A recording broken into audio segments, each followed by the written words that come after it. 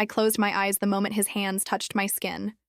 The stress of the week melted away, replaced by something else entirely. His fingers pressed deeper, finding tension I didn't know I was holding. "Is the pressure okay?" he asked, his voice low, soothing. I could barely form words. "Perfect," I breathed, sinking further into the table. Before we start this journey, take a quick second to like and subscribe. It helps the channel tremendously and ensures you won't miss what happens next. Now, let's begin where it all started. The spa was supposed to be my escape. 3 back-to-back. Meetings, 2 missed deadlines, and 1 explosive argument with my boss had left me wound tighter than a spring.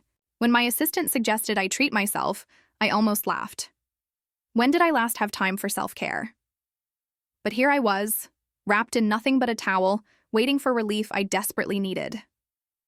The door opened softly. I lifted my head just enough to see him. Tall, quietly confident, with hands that looked strong enough to unknot every tension in my body. "Sarah?" he asked, checking his clipboard. I nodded, already feeling my shoulders relax at his presence. "I'm Marcus. I'll be taking care of you today." Taking care of me. The words lingered as I settled face down on the table. The room smelled of lavender and something deeper, sandalwood maybe.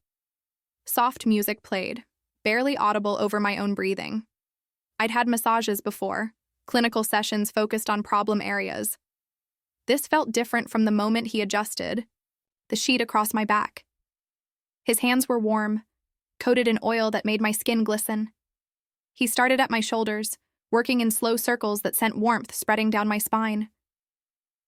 "You carry a lot of tension here," he murmured, fingers pressing into knots I'd been ignoring for weeks. Each touch was deliberate, professional, yet something in his movements felt personal, like he was reading my body's needs. I tried to stay focused on relaxation, on the legitimate reason I was here. But as his hands moved lower, tracing the curve of my back, my breathing changed. The pressure was firm, grounding, but there was a rhythm to it that made my pulse quicken. When he reached my lower back, his thumbs pressing into the dimples there, I had to bite back a sound that had nothing to do with pain. "Too much?" he asked, his voice closer now, warm breath ghosting over my shoulder. "No," I managed, my voice huskier than intended. "It's good." His hands paused for just a moment, and in that silence, the air shifted. When he resumed, the touch was different, still professional, still skilled, but charged with awareness. He worked down my legs with the same careful attention, fingers kneading tired muscles, but now every stroke sent heat pooling in my core. By the time he asked me to turn over, I was trembling. Not from cold, the room was perfectly warm, but from anticipation I couldn't name. I clutched the sheet as I shifted, hyper-aware of how little separated us. His eyes met mine briefly, dark and knowing, before he focused on adjusting the covering with practiced ease. He started with my feet this time, strong fingers working between my toes, up my calves. Each touch was measured, clinical in its precision. Yet my body responded like he was playing an instrument only he knew how to tune.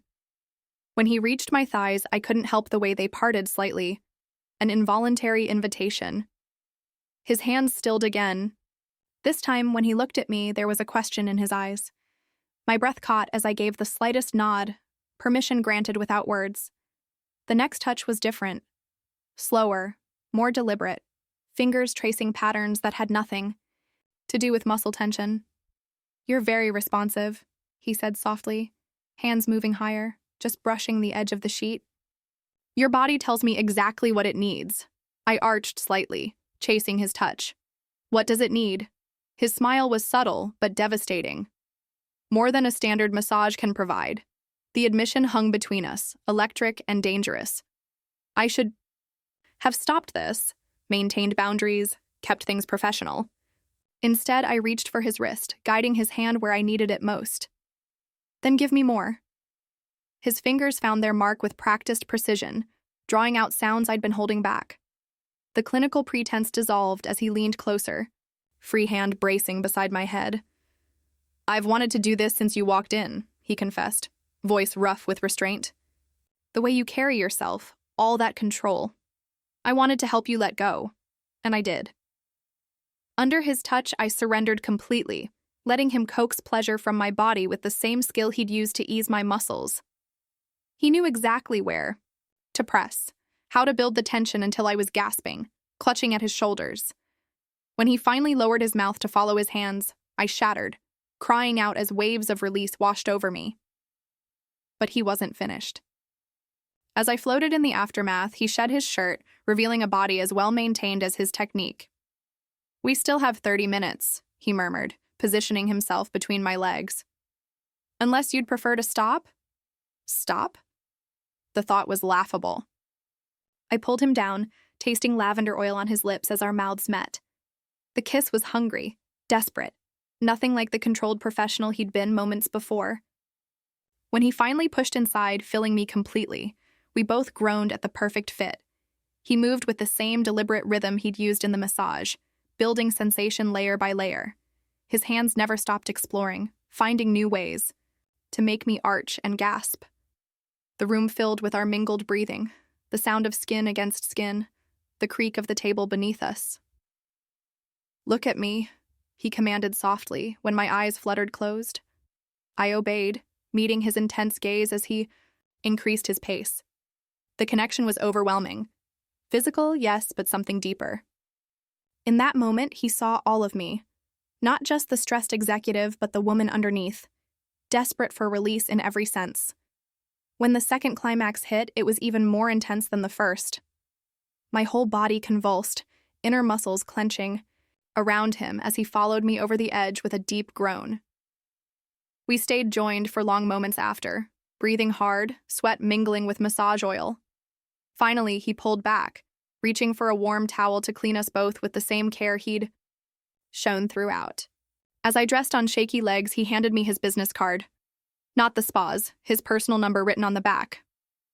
"In case you need further treatment," he said with a knowing smile. I tucked the card into my purse, already knowing I'd be calling. My body felt loose, relaxed in ways that went beyond physical. For the first time in months, my mind was quiet. The constant pressure lifted. Walking out of the spa, I felt eyes on me, other clients, staff members. Did they know? Could they see the satisfaction written across my face? I didn't care. Let them wonder why I was glowing, why my step was lighter, why I looked like a woman who'd found exactly what she needed. In the parking lot, I sat in my car for a moment, still feeling phantom touches on my skin. My phone buzzed. Another work emergency, another fire to put out. But for once, it didn't send my stress levels soaring. I had a secret now, a private escape whenever the pressure built too high.